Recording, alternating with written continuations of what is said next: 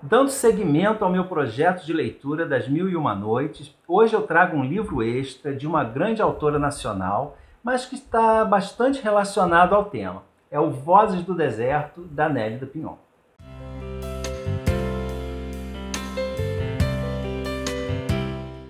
Olá pessoal, eu sou o Carlos, esse é mais um vídeo do meu projeto de leitura das Mil e Uma Noites que eu venho fazendo no decorrer do ano. E o livro de hoje não faz parte das Mil e Uma Noites, claro, é uma obra totalmente independente e não há nenhuma necessidade de ler as Mil e Uma Noites antes desse. Eu apenas o incluí aqui porque eu já tinha esse livro parado há um tempinho e como o tema é relacionado, eu achei que seria uma excelente oportunidade de tirar a poeira dele e ao mesmo tempo complementar o projeto. A Nélida Pinhon, falecida recentemente, foi uma das nossas maiores escritoras, membro e presidente da ABL, muitas vezes premiada internacionalmente, mas de fato nem tão conhecida e lida assim pelo grande público. E esse Vozes do Deserto foi lançado em 2004, foi eleito livro do ano em 2005 e venceu o prêmio Jabuti de melhor romance no mesmo ano. Essa minha edição é da coleção Mulheres na Literatura, publicada pela Folha de São Paulo, mas aqui ao lado está a capa da edição atualmente à venda, publicada pela Record. O link para a compra do livro na Amazon estará na caixa de descrição do vídeo. Se você fizer a compra dele ou de qualquer outro item no site utilizando esse link, eu recebo uma pequena comissão que vai integralmente para uma instituição de assistência social sem que você pague nada a mais. Então é uma excelente forma de ajudar e eu deixo de antemão meu agradecimento a quem puder colaborar. E essa foi a minha segunda leitura de um romance da Nélida. Aqui no canal já tem vídeo para A República dos Sonhos, que talvez seja o seu livro mais famoso. Mas essas duas obras não poderiam ser mais diferentes. Enquanto a República dos Sonhos é uma saga familiar, aqui em Vozes do Deserto, a Nélida revela a mulher que se esconde por trás da mais famosa contadora de histórias da literatura, a Sherazade, que é a narradora dos contos das Mil e Uma Noites. E esse livro foi o resultado de 5 anos de trabalho, em que a Nélida se debruçou sobre a cultura árabe, lendo o Corão, estudando a história e a mitologia dos povos islâmicos. E sem dúvida, As Mil e Uma Noites é uma das obras mais influentes e referenciadas da literatura. Eu acho que todo mundo já conhece a Sherazade, pelo menos em linhas gerais. A história dela forma o que se chama de narrativa moldura das Mil e Uma Noites, que é a história que envolve todas as outras e que dá início e fim ao livro. Para saber mais sobre As Mil e Uma Noites, se você ainda não assistiu, confira a playlist do meu projeto, que está tudo lá em detalhes. O link estará na caixa de descrição também. E mais, em resumo, a história é a seguinte, o sultão Shahriar descobre que está sendo traído pela esposa com um escravo e, revoltado, após matá-la, ele decide que irá se casar todos os dias com uma nova moça, mas após a noite de núpcias, ele mandará decapitá-la para não correr o risco de ser novamente traído. Mas logo essa situação se torna insustentável, porque quase não existem mais moças em idade de casar, e a Sherazade, que é filha do vizir, decide se oferecer para acabar com essa prática, alegando ter uma forma de convencer o sultão a mudar de opinião, e assim salvar não só a si mesma, como todas as moças do reino. Após o casamento, ela pede que a irmã mais velha, a Dinazade, a acompanhe e peça permissão ao sultão para que ela conte pela última vez uma das histórias que ela sabe contar tão bem. E o sultão fica interessado na narrativa, só que ao nascer do sol, ela interrompe a história no meio. O sultão fica curioso para saber o final, permite que ela viva mais uma noite e ela segue usando esse estratagema de nunca terminar a história, encaixando uma na outra, e ao final de Mil e Uma Noites, o sultão já está tão envolvido com ela que finalmente decreta o fim da sua prática de terror. Mas na obra original, esse protagonismo da Sherazade fica em segundo plano, porque o que importa ali são as histórias maravilhosas que ela conta. E aqui em Vozes do Deserto, a Nélida recupera esse protagonismo da personagem, mas vai mais longe, né? Não só recriando essa história, como contando mais sobre a vida anterior da Sherazade, que é uma jovem com uma coragem extrema, né, de enfrentar não apenas o sultão, como toda uma sociedade fortemente patriarcal e masculina. E quem acha que vai encontrar aqui uma espécie de romance histórico vai se decepcionar. É aquele tipo de livro que delicia quem curte o trabalho da escrita, né, de lapidação das palavras, da construção cuidadosa das frases, mais do que a história. E para quem já leu alguma outra obra da Nélida, sabe que ela tem uma escrita fragmentada, né, com muitos volteios, frases cortadas no meio. É uma escrita bastante evocativa e poética. Não é exatamente difícil de ler, pelo menos eu não achei. Não chega, por exemplo, ao nível de quase incompreensão da Clarice, mas mesmo assim é necessário ler devagar, prestar atenção e ir captando a mensagem aos poucos.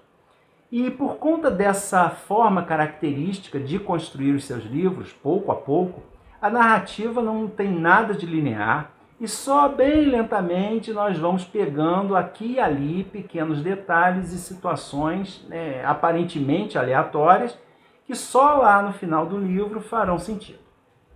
E da mesma forma que as histórias das Mil e Uma Noites, né, que vão se intercalando, a narrativa aqui também segue uma espécie de espiral que vai se expandindo, né, à medida que avança, e o clima do livro, que no início é bem denso e sufocante, ele vai dando lugar a uma atmosfera mais respirável e relaxada. Claro que isso tudo acontece bem devagar, como eu falei, num ritmo próprio, né? São capítulos bem curtos, trechos que parecem repetidos, mas que, se forem observados mais de perto, revelam novos detalhes. E o livro é narrado em terceira pessoa e ele dá voz, né, ou melhor, dá pensamento, né, porque o livro não tem diálogos, não só para Sherazade, como para sua irmã, a Dinazade, para a escrava Jasmine, que as serve, e ao próprio Shahriar, que aqui é chamado de califa, não de sultão, né, como na obra original. São títulos que se confundem, até porque mudaram de significado ao longo do tempo, mas a grosso modo, um sultão seria ali um governador regional, né, subordinado ao governo central do califa. Mas aqui para a gente isso não faz diferença. E nas ilustrações sobre As Mil e Uma Noites, a gente sempre vê, né, uma moça bonita, bem vestida, com ar sensual, contando histórias para o califa, todos com um semblante agradável e relaxado, mas vamos pensar um pouquinho no contexto da situação. Nós temos 3 mulheres presas em um quarto, o dia todo, total conforto, mas que no fundo são prisioneiras, principalmente a Sherazade. As outras ainda têm uma certa liberdade, a Dinazade pode passear pelo palácio e pelos jardins, e a serva Jasmine sai de vez em quando do palácio para ir ao mercado ou cumprir alguma ordem das irmãs. E nessas saídas, por ordem da Dinazade, ela presta atenção no que acontece ali nas ruas, ouve as histórias do povo, para ir coletando situações que, numa emergência, possam ser usadas nas histórias da Sherazade, caso ela fique sem inspiração. Mas a Sherazade não. Ela é realmente prisioneira, ela tem que passar o dia criando as histórias, se preparar para receber o califa, né, com banho, perfumes, roupas, ter relações com ele, contar a história da noite de uma forma que prenda a atenção dele e que termine em um ponto-chave exatamente ao nascer do sol, quando o califa sai e ela fica aguardando a chegada ou não do guarda que irá levá-la para a execução. E tudo isso linda, maravilhosa e com um sorriso no rosto. É uma situação e tanto, né? Imaginem isso se repetindo por 1001 noites, né? Imaginem só a tensão dessas mulheres. E ao mesmo tempo que as histórias contadas pela Sherazade são sua garantia de vida, são também a única porta através do qual ela tem alguma liberdade. É como se ela saísse ali da sua cela, do seu quarto, com um tapete mágico, visitasse as ruas, os mercados de Bagdá, conhecesse os moradores, seus dramas, e depois sair pelo mundo, né, atravessando mares e montanhas, rumo aí a reinos distantes, vivendo aventuras na companhia do Simbá, do Aladim, do Alibabá, e depois voltasse aos seus aposentos para processar tudo isso em narrativas interessantes. E em várias entrevistas, a Nélida dizia que a arte de contar histórias é uma das mais sublimes capacidades humanas e que nenhum outro meio é capaz de refletir o nosso interior e nos fazer pensar sobre a condição humana como uma boa história.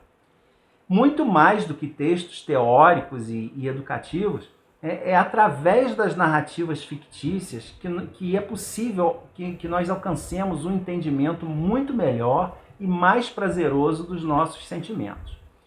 E foi no sentido de prestar uma homenagem à imaginação humana e a essa arte de fabular, como ela dizia, que a Nélida concebeu esse livro. Sendo essa atividade humana tão sublime e com esse alcance irrestrito, né, porque nasce da nossa imaginação, a contação de histórias estaria acima até mesmo de outras atividades que também são prazerosas, mas que, por terem limites, acabam nos estimulando cada vez menos até ficarmos entediados, né? Naquele mecanismo que leva o organismo ao vício. E é através do uso desse talento enorme que a Sherazade tem de criar e contar histórias que ela pretende aos poucos modificar a mente do califa. E a Sherazade traz esse talento desde a infância, estimulada pela mãe e por uma escrava, a Fátima, que viera de uma tribo nômade do deserto e trazia muitas narrativas que ouvira, né, até ser capturada e escravizada.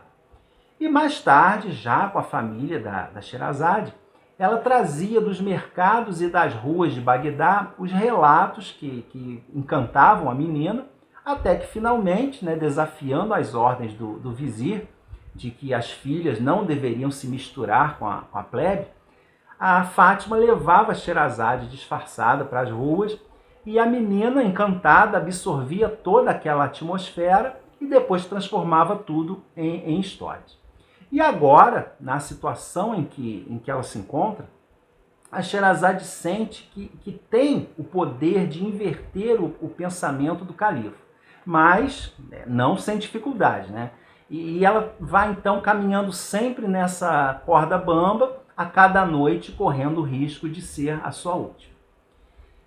E nessa época era necessário que os governantes demonstrassem seu poder e sua força aos súditos e principalmente aos seus inimigos.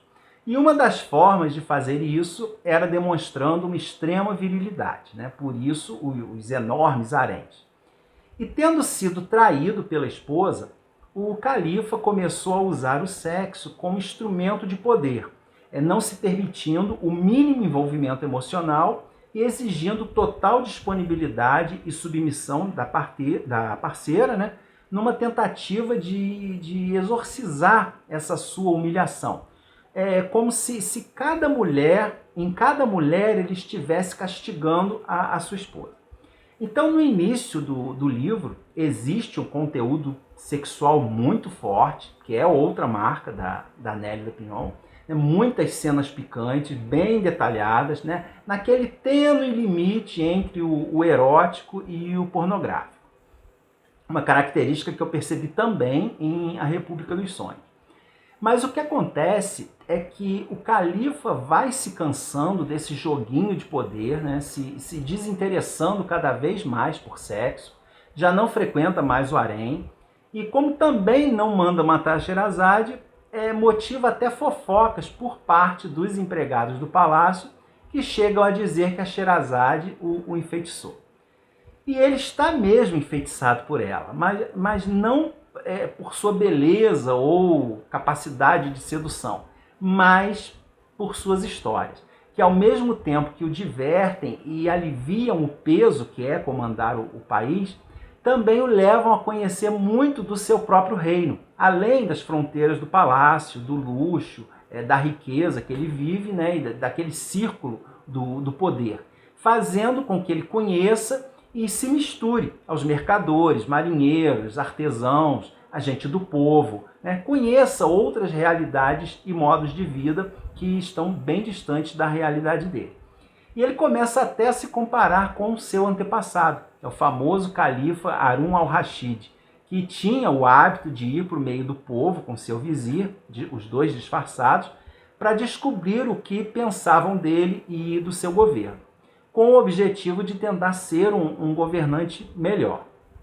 E ele acabou se tornando também um personagem de vários contos das Mil e Uma Noites. Então esse livro tem muito de metalinguagem, do processo de criação das histórias, de como elas vão nos fazendo ter outros pontos de vista, né? Vão penetrando na gente de tal forma que acabam mudando as nossas mentes e os nossos pensamentos. É claro que a Nélida, feminista de carteirinha, mais uma feminista raiz, né? Não é bitolada. Ela defendia a igualdade de direitos, mas sem colocar os homens como inimigos. Ela puxa a sardinha para sua brasa e essa questão feminina também aparece de forma bem forte no livro. E apesar da história girar em torno da Sherazade, as suas companheiras também têm grande destaque e papéis importantes no livro. A Dinazade, a irmã mais velha, mais experiente, ela não tem o dom da irmã para contar histórias, mas herdou do pai o talento de comandar e gerenciar equipes. A princípio, ela está ali como dama de companhia da irmã, né, cuidando do banho, da alimentação, dos trajes, mas aos poucos ela também vai conquistando a confiança do califa e chega até mesmo a desempenhar algumas tarefas administrativas dentro do palácio, inclusive algumas reservadas aos homens, sempre com muita competência, chegando ao ponto de causar até uma certa irritação no seu pai, né, que é o vizir. E a escrava Jasmine também é uma personagem bem interessante. Por conta dos castigos e humilhações que ela já sofreu, ela acabou assimilando o modo de vida da corte para evitar novos problemas. Então ela é aquela pessoa que aceita tudo, parece conformada, mas no fundo é apenas uma estratégia de sobrevivência, né? Uma tentativa de se mostrar necessária para se manter na posição que ocupa e evitar ser vendida novamente. E ela é designada para servir as irmãs nos aposentos reais e desde o primeiro momento ela faz isso com total dedicação, mas também ela tem, né, os seus sonhos e seus desejos. E se hoje as sociedades islâmicas ainda são altamente tradicionalistas e machistas, né, ainda mais na época em que as Mil e Uma Noites foram escritas. Então o final é bem de acordo com aquela cultura, mas a Nélida subverte tudo e cria um final totalmente novo, que, a meu ver, seria impossível, né, naquela sociedade retratada, né, nas Mil e Uma Noites. Mas aqui é muito bonito, totalmente condizente com o desenrolar do livro. Em suma, a Nélida conseguiu, em Vozes do Deserto, reinventar a história da Sherazade de uma forma bem inovadora, né, e com a sua escrita única e profundamente poética, fazer uma ode à liberdade feminina, mas principalmente à capacidade da literatura de transformar os seres humanos. Então eu recomendo a leitura. Não sei se seria um bom livro para quem nunca leu nada da Nélida, né? É um livro sem muitos acontecimentos, paradão, reflexivo, mas que depois que a gente ultrapassa as camadas superficiais, ele tem muito a revelar. Se você quiser se arriscar, não se assuste com o forte teor sexual, quase explícito, dos primeiros capítulos, né? Vá lendo devagar, captando a beleza da escrita, e eu acredito que você chegará ao final do livro satisfeito com a experiência e feliz por ter insistido na leitura. E ainda falta uma outra obra planejada para esse meu projeto das Mil e Uma Noites, que é esse aqui, Noites das Mil e Uma Noites, de Naguib Mahfouz, que conta a história da Sherazade depois das Mil e Uma Noites. Mas sobre ele a gente conversa no mês que vem. Por enquanto eu fico por aqui, agradecendo mais uma vez a atenção de vocês. Se gostaram do vídeo, deixem sua curtida, inscrevam-se no canal, se ainda não são inscritos, né? Deixe seus comentários aqui embaixo para a gente continuar a conversa e a gente se vê no próximo vídeo.